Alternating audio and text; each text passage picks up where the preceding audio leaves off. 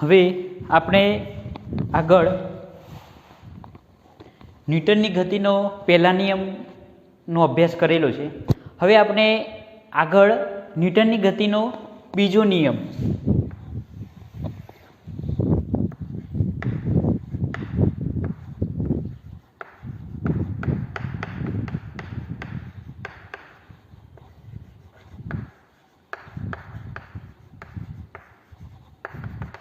તો ન્યૂટનની ગતિનો બીજો નિયમ આપણે વાત કરીએ એના પહેલાં આપણે બીજી એક વાત કરીએ કે હવે આ ચોક છે તો ચોક વડે આપણે મારીએ, ચોક વડે આપણે કોઈક મારીએ તો આપણને વાગતું નથી, પણ એવું જ આપણે જો પથ્થર મારીએ તો પછી દડો આપણે કોઈક જોરથી ફેંકીએ તો દડો જો શરીર પર અથડાય તો આપણને વાગે છે. પછી ઘોડી એકદમ નાની છે, બંદૂકની બુલેટ એકદમ નાની છે, પણ એ વાગતા કોઈક માણસનું મોત પણ થઈ શકે છે. ઘોડી એ બુલેટ છે એ નાની છે પણ એનો વેગ જે છે એ વધારે છે. તો આપણે બળ વિશે આપણે અભ્યાસ કરીએ એના પહેલાં આપણે જોઈએ કે વેગમાન. તો વેગમાન કોને કહેવાય? વેગમાન કોને કહેવાય? તો દળ ગુણ્યા વેગ. દળ ગુણ્યા વેગ. કારણ કે જુઓ કે દળ ભલે નાનું હોય પણ જો એનો વેગ જો વધારે હોય તો પણ અસર કરે છે. કોઈકમાં વેગ ઓછો હોય અને દળ વધારે હોય, કે હવે ધારો કે ટ્રક જો એકદમ ધીમેથી આવતી હોય પણ જો કોઈક વચ્ચે કોઈક માણસ આવી જાય, એની ટાયરની વચ્ચે કોઈક માણસ આવી જાય તો એનું પણ મોત પણ થઈ શકે છે. તો વેગ ઓછો છે પણ એનું દળ વધારે છે. કોઈકમાં બુલેટનું દળ ઓછું છે પણ એનો વેગ વધારે છે. બોલનું દળ ઓછું છે પણ એનો વેગ જો વધારે હોય તો શરીર પર આપણે વાગે છે એટલે નુકસાન થાય છે. તો દળ અને વેગ બંનેમાંથી કાં તો એક પણ વધારે હોય તો પણ વેગમાન કેવું મળશે? વધારે મળે છે. એટલે કે વેગમાન બરાબર શું થાય?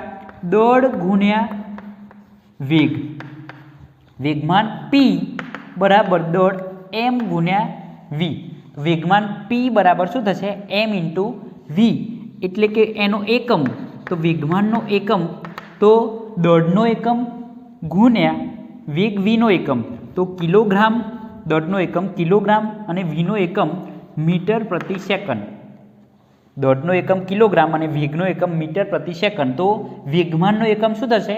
કિલોગ્રામ મીટર પ્રતિ સેકન્ડ. તો જે બળ લાગે છે એ કોના પર આધાર રાખે છે? તો આ વેગમાનમાં થતા ફેરફાર પર આધાર રાખે છે. બળ જે છે એ વેગમાનમાં થતા ફેરફાર પર આધાર રાખે છે. એટલે કે બીજો નિયમ, ન્યૂટનની ગતિનો બીજો નિયમ શું છે કે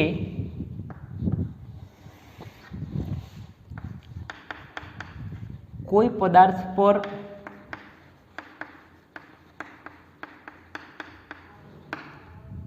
લાગતું બળ એ તે પદાર્થના વેગમાનના ફેરફારના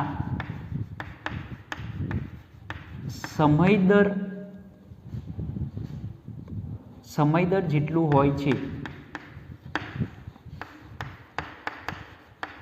કે એના પર આધાર રાખે છે, એના સમપ્રમાણમાં હોય. સમયદરના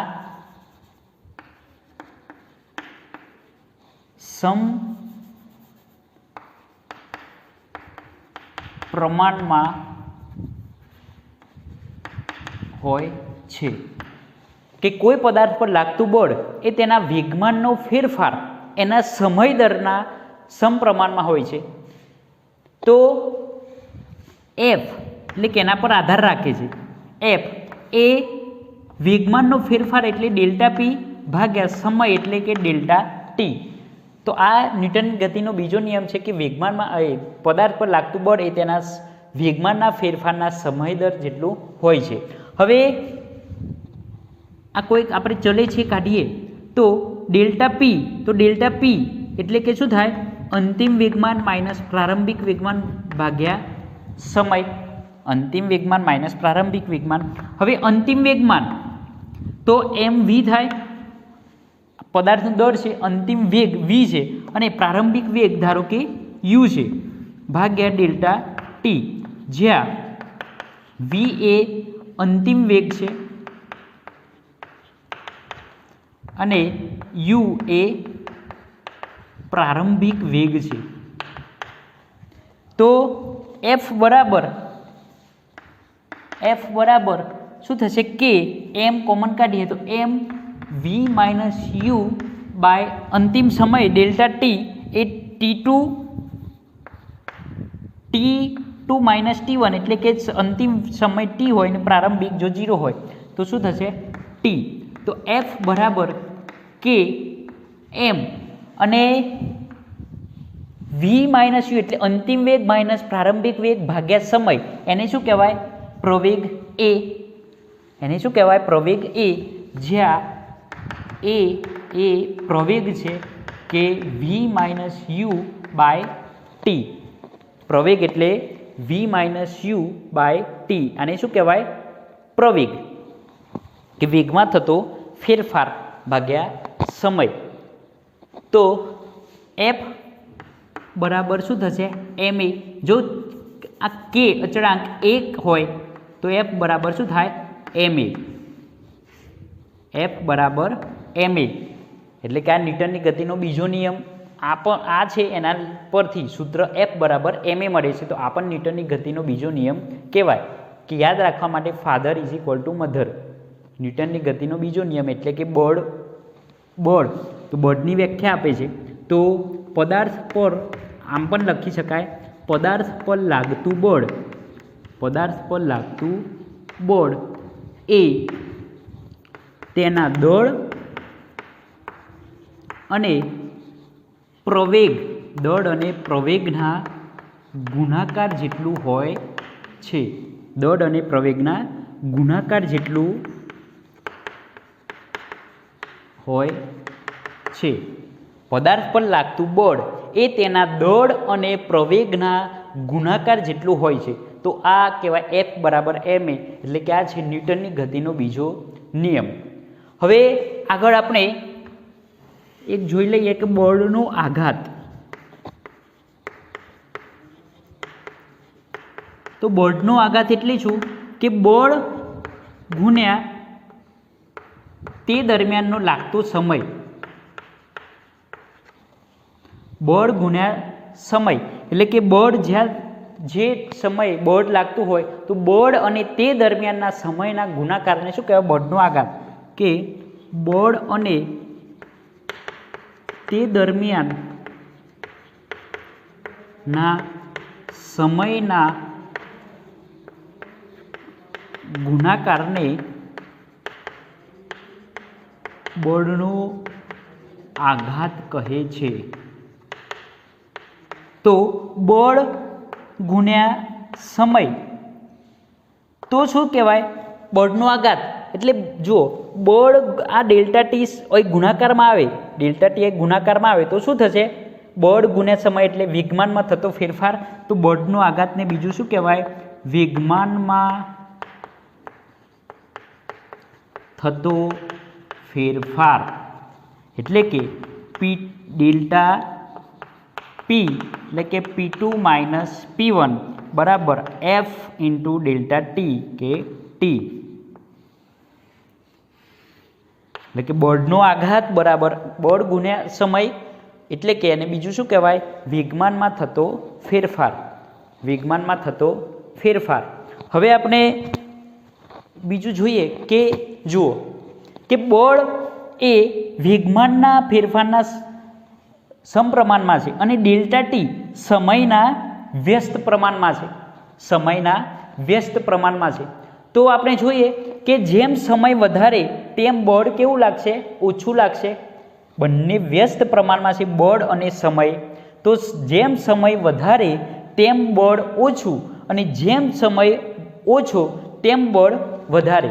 હવે આનું ઉદાહરણ આપણે જોઈએ તો ક્રિકેટમાં આપણે ક્રિકેટ જોતા હોઈએ કે રમતા હોઈએ તો બોલ આવે છે, તો જે બોલ પકડનાર ખેલાડી હોય છે એ શું કરે છે કે બોલ જેવો આવે છે એવો પોતાનો હાથ નીચે તરફ ખેંચે છે કે આમ બાજુમાં તરફ, નીચે તરફ કે બાજુમાં તરફ ખેંચે છે. એવું કેમ કરે છે કે તમે પણ જો ક્રિકેટ રમતા હોય તો તમે આવું કરો છો કે બોલ આવતો હોય તેવો આપણે બોલને પકડવા માટે નીચે તરફ હાથ ખેંચીએ છીએ. કેમ? કારણ કે જો નીચે તરફ હાથ ખેંચીએ તો આ જે સંપર્ક સમય જે છે, સંપર્ક સમય બોલ અને આપણા હાથ વચ્ચેનો સંપર્ક સમય છે એ વધી જાય. અહીંથી આપણે અહીં કેચ કરીએ અને અહીંથી નીચે લાવીએ તો બોલ અને હાથ વચ્ચેનો સંપર્ક સમય વધી જાય. તો સંપર્ક સમય વધી જાય તો બળ કેવું થઈ જાય? ઓછું થઈ જાય. બળ કેવું થઈ જાય? ઓછું થઈ જાય. કે જેમ સંપર્ક સમય વધારે તેમ બળ ઓછું. તો અહીંથી આપણે અહીં કેચ કરીએ તો શું થશે? બળ વધારે લાગશે. બળ વધારે લાગશે એટલે કદાચ કેચ નહીં પણ થાય. કેચ બોલ અહીંથી અહીં અથડાવી અને કૂદીને બહાર પણ નીકળી જાય. નહીં તો શું થશે કે આપણે કેચ થશે તો આપણને હાથ પર ઈજા થશે, વાગશે. પણ જો તમે એ બોલને પાછળ તરફ કે નીચે તરફ જો ખેંચો છો તો એ બોલ અને આપણા હાથ વચ્ચેનો સંપર્ક સમય જે છે એ શું થાય છે? વધી જાય છે. તો સંપર્ક સમય ડેલ્ટા ટી જો વધી જાય તો બળ કેવું લાગે છે? ઓછું લાગે છે. એટલે આપણે વાગતું નથી કે પછી આસાનીથી આપણે બોલને કેચ કરી શકીએ છીએ. તો બળનો આઘાત જોયો. તો બળનો આઘાત એટલે બળ અને તે દરમિયાનના સમય, જે સમય લાગતો હોય એના ગુણાકારને શું કહેવાય? બળનો આઘાત કહે છે. અને બળ બરાબર શું થશે કે વેગમાનમાં થતો ફેરફાર ભાગ્યા સમયમાં થતો ફેરફાર. બીજું બળ બરાબર શું થશે? તો દળ ગુણ્યા પ્રવેગ, કે પદાર્થ પર લાગતું બળ એ તેના દળ અને પ્રવેગના ગુણાકાર જેટલું હોય છે. તો આ ન્યૂટનની ગતિનો બીજો નિયમ છે. ન્યૂટનની ગતિનો બીજો નિયમ કે વેગમાન બરાબર દળ ગુણ્યા વેગ. વેગમાન બરાબર દળ ગુણ્યા વેગ. અને વેગમાનનું સૂત્ર શું થશે? P બરાબર mv. તો એનો એકમ કિલોગ્રામ મીટર પ્રતિ સેકન્ડ. અને નિયમ કે કોઈ પદાર્થ પર લાગતું બળ એ તેના વેગમાનના ફેરફારના સમય દર જેટલું હોય છે.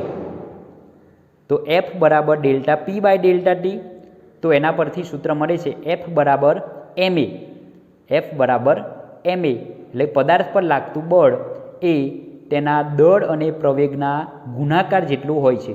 અને બળનો આઘાત એટલે કે બળ અને તે દરમિયાનના સમયનો ગુણાકાર. એટલે બળનો આઘાત બરાબર શું થશે? વેગમાનમાં થતો ફેરફાર. બળનો આઘાત એટલે વેગમાનમાં થતો ફેરફાર. તો આ રીતે આપણે ન્યૂટનની ગતિનો બીજો નિયમ અને બળનો આઘાત જોયો.